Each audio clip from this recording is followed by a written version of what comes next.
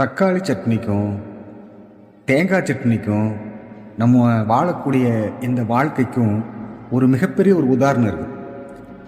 என்ன அப்படின்னு பார்த்தோம்னா, தேங்காய் சட்னியை நம்ம அரைச்சோன்னு வைங்களேன், அது சீக்கிரமாக அரைபடவே படாது, தன்னை விட்டு கொடுக்காது.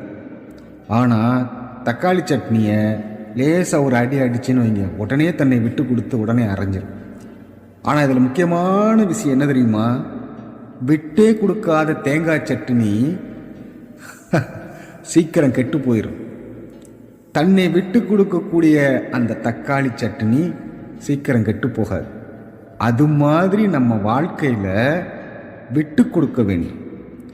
நமது முன்னோர்கள் சொல்லி வச்சிருக்காங்க, விட்டு கொடுப்பவன் கெட்டு போவதில்லை. இந்த பழமொழியை கேள்விப்பட்டிருக்கீங்களா? அது தக்காளி சட்னிக்கும் தேங்காய் சட்னிக்கும் நம்முடைய வாழ்க்கைக்கும் விட்டு கொடுக்கக்கூடிய அந்த தத்துவத்துக்கும் எப்படி பொருந்தி போகுது பாருங்கள்.